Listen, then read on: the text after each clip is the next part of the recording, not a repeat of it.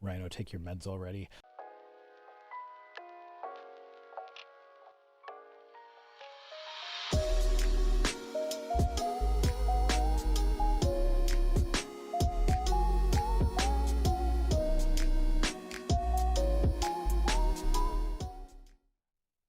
Okay. Pat Robertson.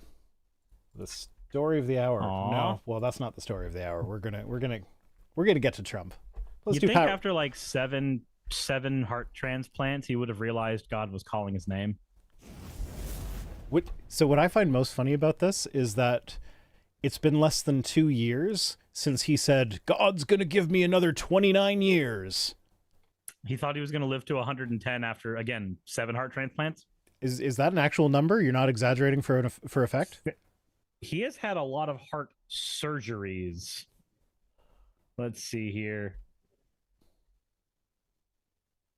Because I remember there was a meme posted years ago that said that after so many heart transplants, you would realize that God was calling your name. I'm just trying to see like where the actual number came from.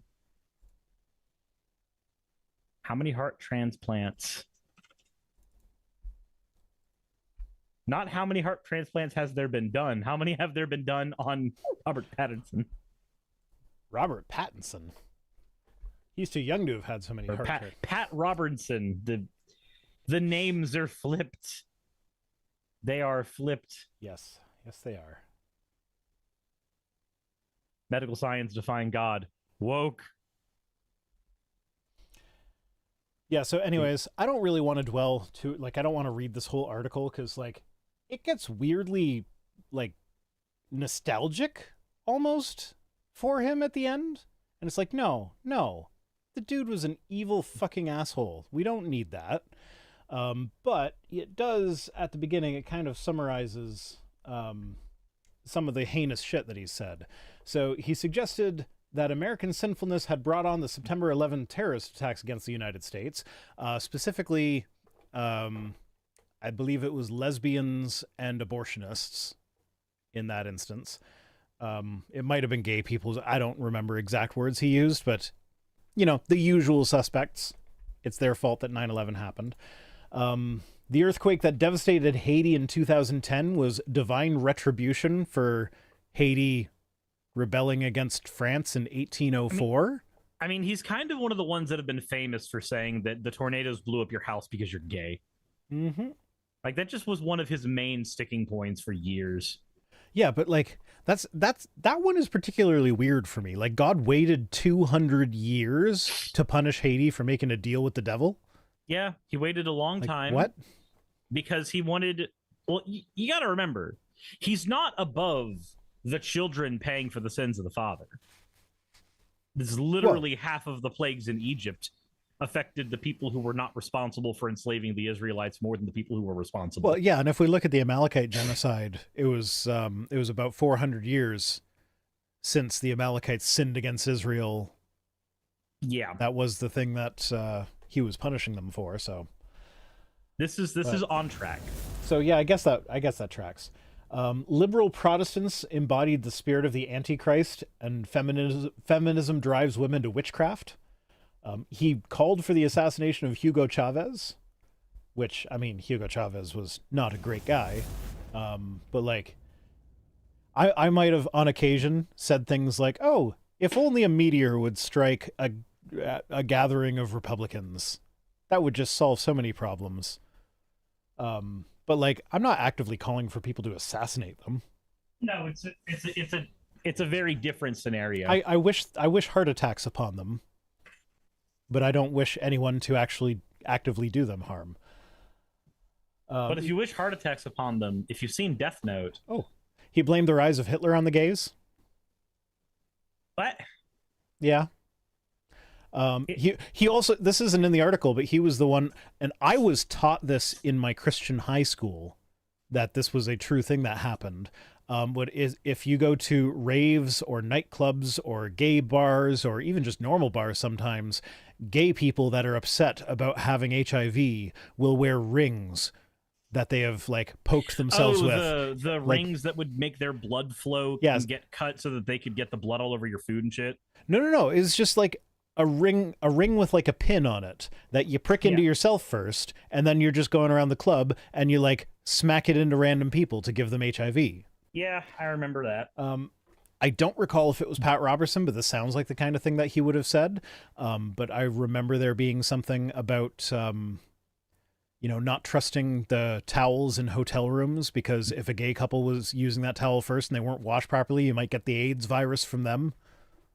So there's a lot of fear-mongering about AIDS from Pat Robertson. I mean, the dude would have sucked Reagan's toes if he had the chance.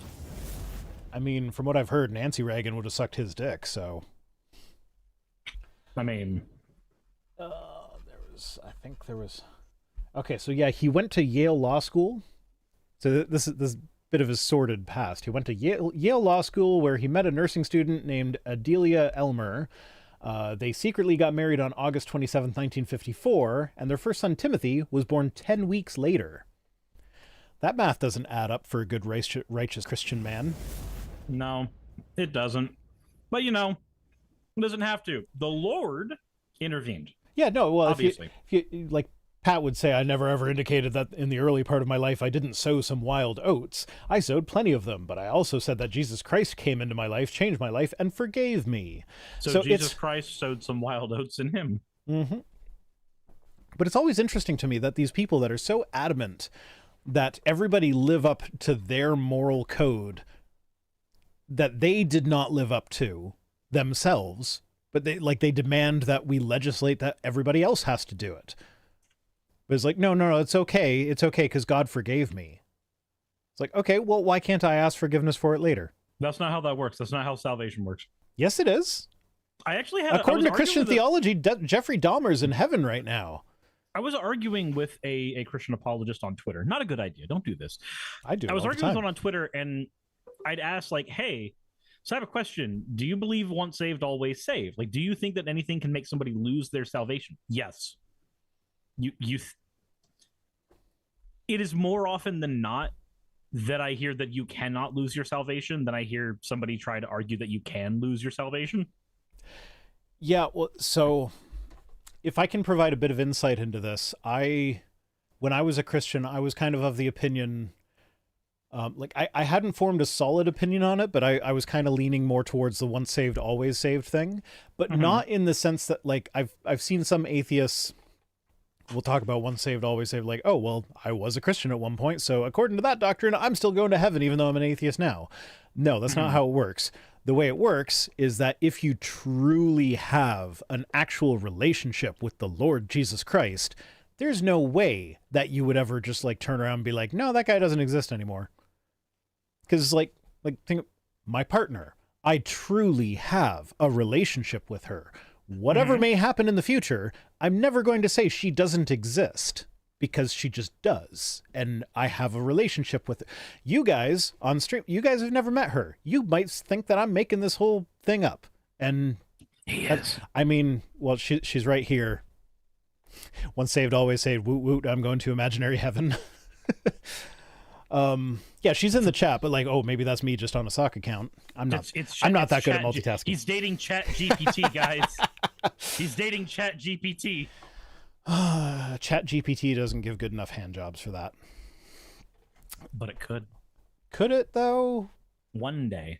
Yeah, one day, but today is not that day.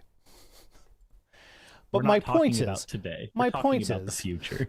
Whatever may happen in the future, I am not going to suddenly decide that I don't believe that she even exists in the first place, because that would be stupid.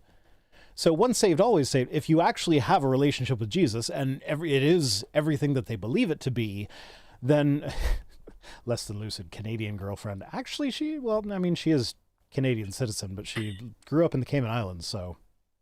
My girlfriend who lives in Canada. I mean, since I live in Canada too, is that really such a bad thing? So for me, it would be weirder if there was an American girlfriend.